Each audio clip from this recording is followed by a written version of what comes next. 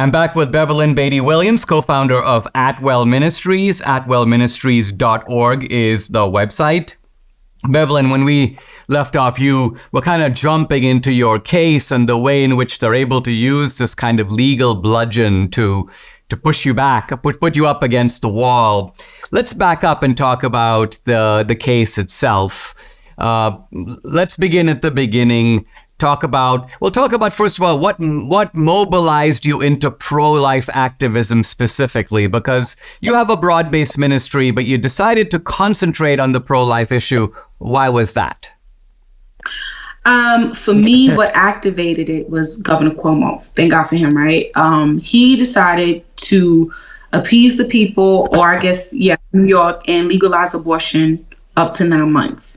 And from that moment, past then I was just doing street ministry, homeless ministry, and I really focused on what I thought typically to be what needed to be ministered to. And I gotta admit, it was kind of small-minded for me, because the Lord was like really teaching me, you have to focus on the poor of spirit, not just the guy that's outside begging for money. Everybody needs Jesus. But at the same time, I guess I just got so used to it. We didn't really put our mind or our hearts into abortion. We would dabble in it here and there, but we had a huge wake-up call when he legalized abortion up to 9 months. We didn't fight. Yeah, you were describing, Bevelyn, I think you told me that you were sitting with your friend and just talk about that scene. Oh, yeah. So now it happens now. We find out about it. He lights the Empire State Building up pink. And so now we're parked in front of her house on 66th Avenue West in Manhattan, sitting in my Jeep. And it was the weirdest thing. Like, we were so silent. We sat there. And it's like, we felt it together. We felt defeated and depleted. And we just felt foolish. And I felt like, wow, he did this right under our nose. We didn't have no fight, nothing. It's just, and it was just a celebration. And we just felt so at loss, right? And so from that day forward, we were just like, you know what? We have to do something. We can't sit back and do nothing and be caught again idle. And we just decided, okay, next weekend, every weekend, we're hitting that abortion clinic Friday and Saturday, and we're going to preach and yell or whatever it takes to let people know they're doing abortions at 9 months and it's murder. Yeah, and this was the Planned Parenthood clinic in New York City. And you began a routine. You say in the movie, they open at 7, we get there at 6:30, and you were out there and you were loud and you were. Let's talk more about the scene out there, and then also some of this was going on in the time of COVID, right? Yes. Oh man. So I lived in Staten Island when we first started hitting the streets. So I would drive like 45 minutes from Staten Island to the city to go. And so we would be there 6 a.m. What they would do is, usually when they knew that, pro-lifers were going to be there, they would schedule it around the pro-lifers. And most pro-lifers came around 11, 12 o'clock. So what they would do is they would have all of their abortions at like 6 a.m.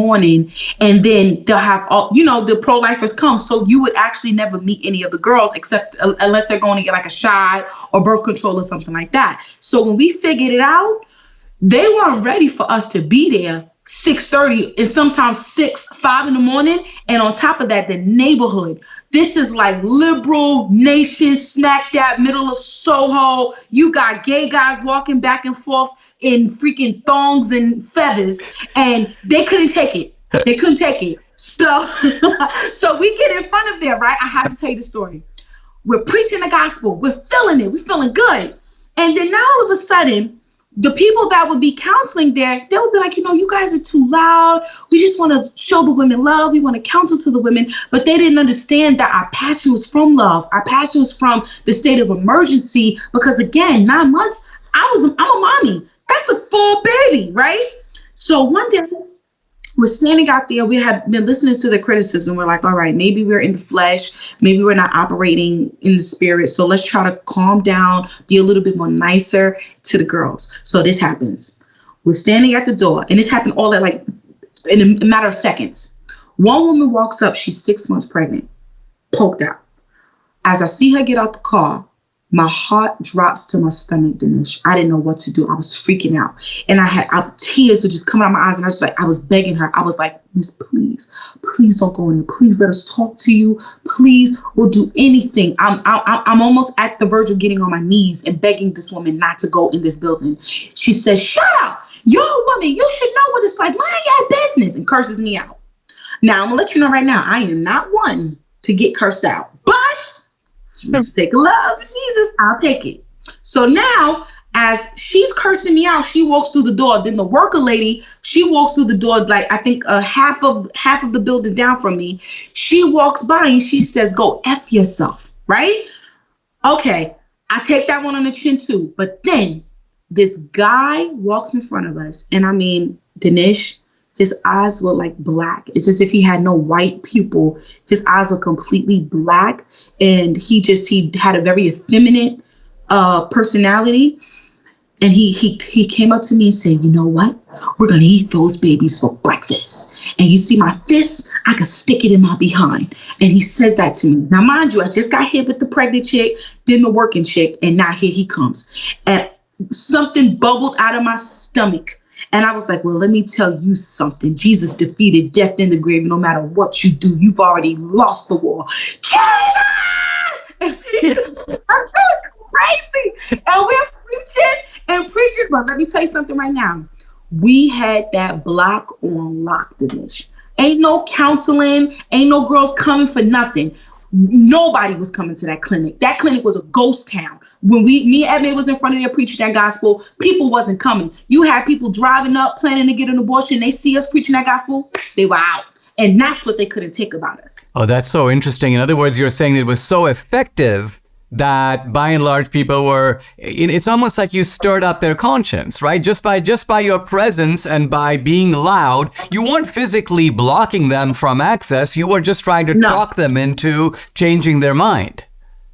We dominated through Christian influence. And people don't realize when you have a Christian influence, it is the strongest influence to have. And it does dominate. So just being there, we possessed the gates and we were hurting their pockets. They felt it. You know, it was no need for me to try to convert this chick or convert that chick. It wasn't happening. They didn't want to be there. No one, you know, when a woman comes to get an abortion, she's going to have her hat low. She's going to have on baggy clothes so no one recognizes her. It's not a glorified thing. I mean, it used to not be, to go and just kill your baby, right? And so we used that to our advantage, bringing the light to darkness, and we saw it was effective. They weren't making money. And then we did a rally. And somehow, some way, Letitia James decided I'm going to sue them in favor of Planned Parenthood. And that's how she got us away from there. Let's start by talking about your case. You're facing charges under the so-called FACE Act. The FACE Act is the act that says you cannot interfere with people who are trying to gain access to reproductive services. That's the basic idea of the law. What are you being charged with, and for what exactly? Okay, so this is very interesting. I'm being charged with conspiracy for FACE because I've traveled to other places. Though I'm being indicted in New York, I'm charged for all of the different other abortion clinics that I've been to around the state, around the country. And I'm also being charged because me and my best friend go to the abortion clinic together. So we're conspiring to do FACE is what they're saying. I see. And then, that's right. And then because we are turning people from going, this is how they're using FACE, which is technically illegal. What they're saying is that you're technically involved in FACE because even if you speak to someone and you kind of get them to turn around, you are then interfering with an abortion. Oh, wow. Right? So in other words, let's pause here, because they're not saying that you are physically interposing yourself and preventing someone from getting in. They're claiming that your attempt to persuade them not to get an abortion is interference in itself. Wow. Yes. So I have to give you the details on this. This is a trip. This is the thing about me, Dinesh. Now, are there some people who have stood in front of abortion clinics, changed themselves to the doors, laid in front of the doors and made the fire department and all that come? Yes. And kudos to them. I will never shame them for standing where they're at. But the way Bevelyn set up, it's New York. People piss and poop on the sidewalk. I am not standing on no sidewalk, laying on no sidewalk, chaining myself to nothing. That's not happening. And I'm not breaking my nails. So that already ends that conversation. But on top of that, right, they had these barricades. Now, the thing is, they don't own the block. They don't own, New York, the public sidewalk is paid for by the people. Yep. They put these barricades up because they didn't want us to be in front of the door. But the thing is, those barricades were illegal. So in the video that they're charging me in, at some point, the cops come and remove the barricades and tell Planned Parenthood, these are illegal. So by default, I was cornered to be in front of the door, blocking the door because of the barricades they put up. But then on top of that, me being there is intimidating. Me preaching the gospel, being loud, that's considered intimidating or can be taken as it, and therefore a cause for face. And then some woman, you say this in the film, got her finger stuck in the door, her hand stuck in the door, and somehow she turns around and blames you for it. Now, without going into the details of the incident, my question is, how can you be facing 15 years for what is nothing more than a street protest? However they want to construe it, it's just nonsensical. And yet this is again the America we are apparently in now. Yeah, I'm facing the same time as Hunter Biden. Wow. I haven't done none of the things he's done. I haven't made half of the money he's made and laundered from the people of this country. But yet me and him are facing the same time. It's so sad. Bevelyn, let's take a pause. We'll come right back and do a final segment and close out on this. Thank you.